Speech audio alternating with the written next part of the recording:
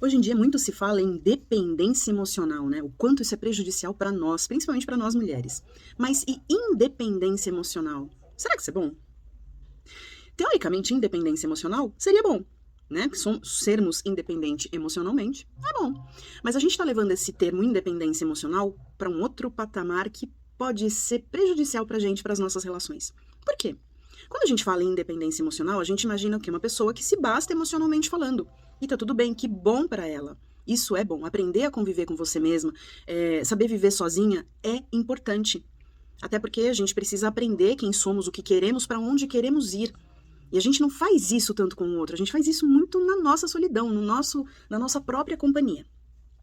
Só que a gente chega num ponto que, assim, são tantas decepções que a gente vai arrecadando ao longo da vida, que o que acontece? A gente simplesmente se fecha para uma nova relação. E acha que isso é empoderamento, que isso é independência emocional, quando na verdade isso é só medo. Medo de se decepcionar, medo de quebrar a cara, medo de se entregar de novo e dar tudo errado, ter que passar por aquele luto, por toda aquela fase de readaptação de novo. E aí a gente se fecha. Mas essa é a questão. Por que isso é saudável? Para evitar decepção?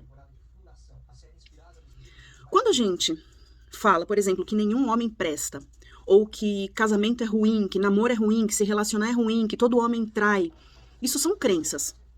Crenças que nós desenvolvemos ao longo do tempo. E a gente acredita tanto nelas que automaticamente a gente vai buscar esse tipo de relação para confirmar aquilo que a gente está pensando. Então, para você ter uma relação diferente, uma relação saudável, você precisa primeiro acreditar que ela pode acontecer, que ela existe. E aí, partir para um outro entendimento, que uma relação, ela não se faz sozinha. Ela é construída por duas pessoas que fazem parte dela. Então, se eu me caso, a responsabilidade pelo meu casamento é minha e do meu marido. Ponto. Nunca é só de um, nem só dele, nem só da gente. É dos dois. E a partir daí, a gente precisa o quê? Fazer a nossa parte, assumir a nossa responsabilidade na construção dessa relação e fazer o nosso melhor. Mas qual é o nosso melhor? O nosso melhor é abdicar de tudo que é importante para nós, para viver em função deles? O nosso melhor é saber quem somos, o que queremos, para onde queremos ir e, com isso, saber exatamente se posicionar nessa relação.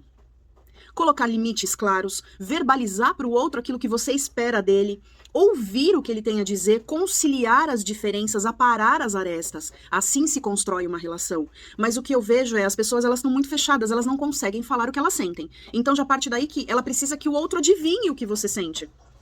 Mas, gente, como é que o outro vai adivinhar? Muitas vezes ele não tá nem sabendo o que ele quer, como é que ele vai adivinhar o que você quer? Aí entra aquela coisa, o outro faz algo que te incomoda, você não quer falar, pra quê? Pra evitar conflito. E esse incômodo vai para baixo do tapete e ele vai juntando, porque é um incômodo hoje, um incômodo amanhã, um incômodo depois. Quando vai ver, esse tapete tá lá no alto, cheio de incômodos embaixo. E em algum momento ele explode, quando explodir vai dar ruim. Então, assim, quando a gente assume a responsabilidade pela nossa parte na relação, a gente vai saber como se posicionar nessa relação. A gente vai aprender a como conversar com essa pessoa, verbalizar tudo aquilo que incomoda. E também ouvir o que ele tem a dizer.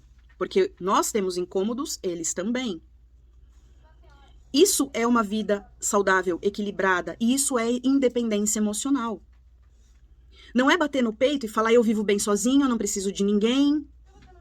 Será? Nós, seres humanos, somos seres sociais. A gente precisa do convívio. A solidão leva a gente para um adoecimento psíquico. Isso é real, isso é confirmado. A solidão leva a gente para um adoecimento psíquico. Só que para você conseguir conviver com o outro, você precisa primeiro aceitar que você precisa do outro. E precisar do outro não é depender do outro. Existe uma diferença brutal entre uma coisa e outra. Ninguém vive sozinho, ninguém cresce sozinho, ninguém se basta sozinho. Todos nós precisamos do outro. Mas como a gente se relaciona com o outro? Como a gente se relaciona. Não é como o outro se relaciona com a gente, mas como a gente se relaciona. A gente está aberto ao outro? A gente está disposto a ouvir o que o outro tem a dizer? A entender as necessidades dele? A entender quais são os nossos limites, até onde eu posso abrir mão do que é importante para mim, para conciliar com os dele? É um aprendizado diário. Só que assim, ninguém vive bem sozinho, sem o outro. Nós crescemos nas relações. Então essa ideia de ser totalmente independente, de viver muito bem sozinho, de não precisar de ninguém, é mentira.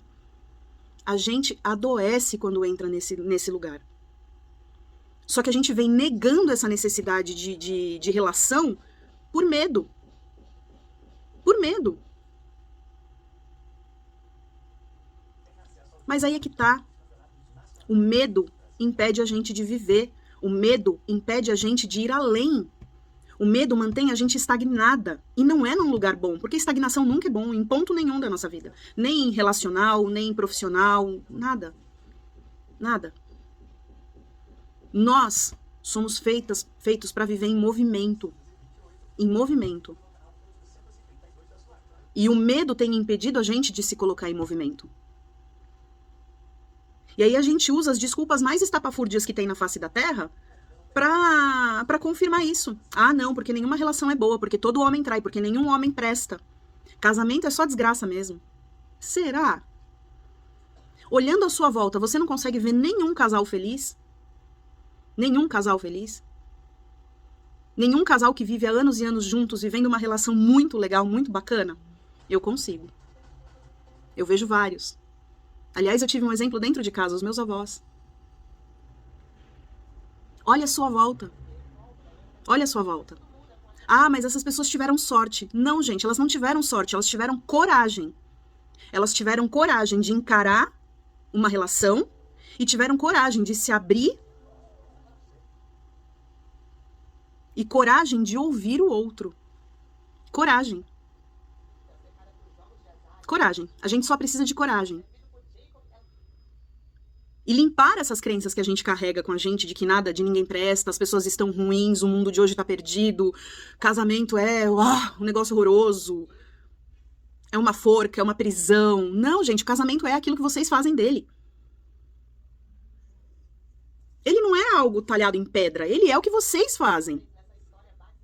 Então, qual a sua responsabilidade na relação que você tá vivendo? O que você pode mudar para essa relação se transformar e ser uma relação muito bacana, como a relação que você sempre sonhou? Ou então, o que você pode mudar em você mesma para construir a relação que você sempre quis viver? Uma relação bacana, ela só precisa de coragem.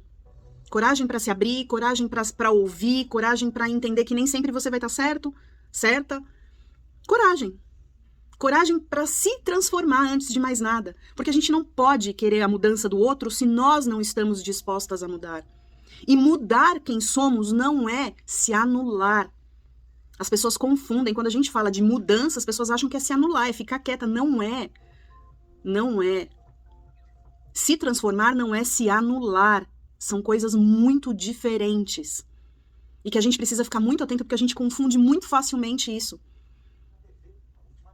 Fique um tempo sozinha, assim. Eu sou super favorável. Eu tô quase 5 anos solteira.